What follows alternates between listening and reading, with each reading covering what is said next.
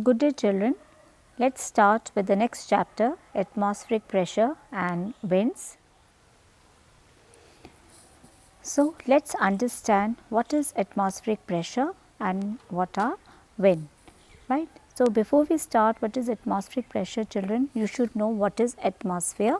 So, we all know that the envelope of gases surrounding the earth is known as atmosphere. And atmospheric pressure children, when we talk about we cannot see atmospheric pressure, right. Why we cannot, but we can feel that atmospheric pressure. How can we feel that? Because, and why we are not able to see that air pressure? Because our body is having a pressure inside and air also exerts pressure. Atmosphere also there is a pressure. So, we are not able to see that, but we can feel that. How we can feel that? Let me give you one example. Children, if you are walking against the direction of the fast blowing wind, the wind will throw you backward side. So, that way you can feel the pressure of the air. So, there are so many examples children you can give me that the body is having air pressure and the atmospheric is also having air pressure, that we have studied in the previous chapter. So, we will be discussing the examples in the class, we will find out and we will discuss the examples in the class. The next term is wind. What is wind? The horizontal movement of air is called wind. So, children, why are we studying the atmospheric pressure? Because atmospheric pressure is related to the weather phenomena. Whenever we are talking about the weather changes or weather phenomena, atmospheric pressure is definitely being used in that term. So, it is important to study about the atmospheric pressure. We want to change the climatic conditions of that area, weather conditions are going to change. So, it is very important to study about the atmospheric pressure. So, when we talk about children the atmospheric pressure, like we talk about all other objects having a weight. So, air also have weight. So, when the weight of the air is exerted over the surface of the earth, that is known as the atmospheric pressure, right. So, how can we measure atmospheric pressure? The instrument that is used to measure atmospheric pressure is barometer, that is of two type, the mercury barometer and the aneroid barometer. So, there are two barometers used, that is Fortin and the aneroid barometer is used to measure the atmospheric pressure, and unit to measure atmospheric pressure is millibar, and atmospheric pressure at sea level is 1013.25 millibar at sea level. Now, how can we show variations in atmospheric pressure on map children? That we can show with the help of isobars. Now, what are isobars? These are the lines joining the places having same atmospheric pressure is known as a isobar, that you can see from the figure also, like here 996 millibar is written. So, all the places that are joined by this line having a same atmospheric pressure, that is a 996 millibar in that unit area. In that area the pressure is this, and in the another area like you can see the 1000 millibar is written. So, that means these all places having a 1000 millibar of pressure. So, having a same pressure, that line is known as a isobar. Now, from the second figure children, you can see here there are two types of lines are used, blue and red color lines, because they have difference in the atmospheric pressure. The difference is very vast. So, you can see here the blue color lines, that 975, 980, these are the places having the same atmospheric pressure. So, here the pressure is less, you can see, and the pressure is less, that means the temperature is more, because they have an inverse relationship between pressure and temperature. Temperature will be more, pressure will be less. So, here there is a low pressure area, right, whereas with the help of these red color lines children, you can see that the atmospheric pressure that is written is more, like 1020 it is written here with red color line. So, that tells us that here the atmospheric pressure is high pressure here, and you can see the temperature will be low in this area. So, why are we studying that? Because the it shows the direction of the winds, because winds always move from high pressure towards the low pressure areas. So, temperature and pressure are inversely related to one another, that you can see from the figure also. A low pressure and high pressure surrounded by the it, and temperature, it is inversely proportional to the temperature. Next is the pressure gradient. So, what is pressure gradient? The rate of change of atmospheric pressure between 2 points on the earth's surface is called pressure gradient, and on the map isobars are used to show the pressure gradients, as I have already said. So, children, from this figure you can see here that the low pressure area we will see. So, you can see here the isobars lines are close to one another. So, this indicates that the pressure is very strong here in this area. Pressure is strong enough in this area, and they are able to attract the winds. So, but you can see here with the red color lines, the isobar lines are far apart from one another. So, that means here the pressure is weak, here high pressure, but the pressure is weak. So, steep isobar lines shows the strong pressure gradient, and the far apart pressure lines show the weak pressure gradients in the area.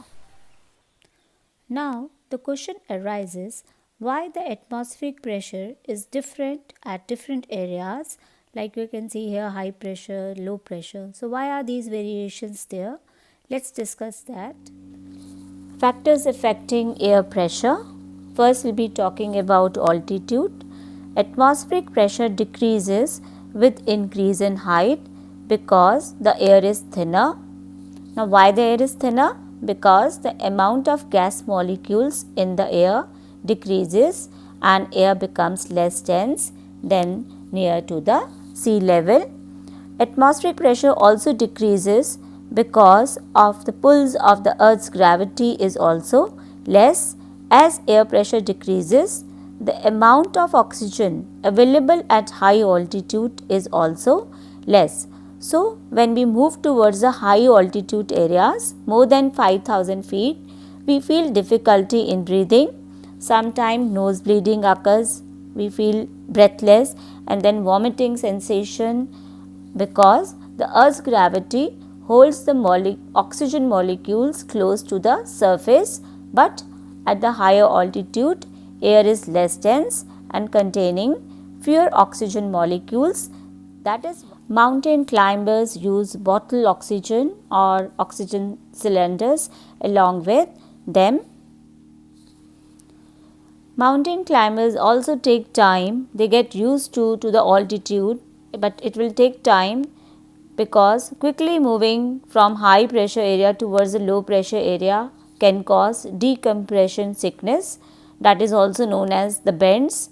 This is also a problem with the scuba divers who come to the surface too quickly. Children, you will find out who are scuba divers and why they feel difficulty in breathing. So, we will discuss that in the interactive class. Next is temperature. Atmospheric pressure decreases with increase in temperature. What is the reason for that? When temperature rises, air becomes light in weight, it expands, the molecules of air move apart from one another and hence exerts a less pressure. Whereas, decrease in temperature, when the temperature is less, air gets compressed and the space between the molecules decreases, it becomes more dense, exerts more pressure on the region. That is why, children, we have already done that from the high pressure area, the winds move from high pressure towards the low pressure area. That means from the polar regions towards the equatorial areas. The winds move from high pressure towards the low pressure equatorial areas. So, that is the reason, and its relation with temperature and pressure. What is the relation of water vapor and atmospheric pressure?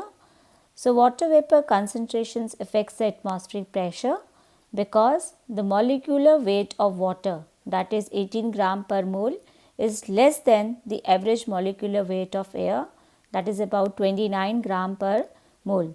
So, we all know that water vapor is lighter. Why it is lighter? Because the other gases like oxygen, nitrogen, hydrogen molecules that make up the air, right? So, as you add water to the air becomes lighter because the water vapors are lighter than the other gases. So, lighter air does not push as hard and the pressure is lower. So, when water evaporates and enters the atmosphere, the water vapor molecules takes the place of the other gases in the air. So, the volume of the humid air, that is why, is weighs less than and the equal volume of the dry air. So, humid air is less, having less weight. Therefore, humid air is less dense and exerts less pressure than the dry air. So, that is the relationship between water vapor and atmospheric pressure. Next is rotation of the earth and air pressure. What is the relationship between these two? So, because of the rotation of the earth causes air at the poles to be pushed towards the equator. Why? Because at the poles there is high pressure and low pressure on the equator. So, that is why the air pushed towards, bulk of the air is pushed towards the equatorial areas. So, we all know, children, that the equatorial areas receive vertical rays of the sun, and due to this throughout the year the intense heating of the land take place and air becomes warm and light in weight, and therefore it rises and creates a low pressure area on the equatorial areas. So, what happened? So, that is the relationship between the temperature and the air pressure. So, temperature is high, pressure will be low, but vice versa at the poles. So, poles having what? A low temperature and high pressure. So, what happens? The cold air is heavy, it sinks down and creates a high pressure and move towards the equatorial areas, as you can see in the figure also. So, this is the relationship of the means air pressure and temperature. How rotation of the earth means affects the air pressure? Because of the rotation of the earth, the air is deflected, right? We have already studied air is deflected in the northern hemispheres towards the right and southern hemisphere towards the left, as you can see in the figure also. So, this is the relationship between air pressure and the rotation of the earth. Now, on the equator, right, the this Coriolis effect is means absent. Why the Coriolis effect is absent? Because the path is straight, there is no curvature path here. So, that is why the Coriolis effect is absent here, whereas in the northern hemispheres, because of the rotation Coriolis force, the winds are deflected towards the right, and in the southern hemisphere they are deflected towards the left, right. So, this is the relationship between rotation of the earth and the air pressure. So, because of the rotation of the earth and difference in the variations in the temperature, both of them together contribute to the formation of the different pressure belts on the surface of the earth. So, let us have a quick recap.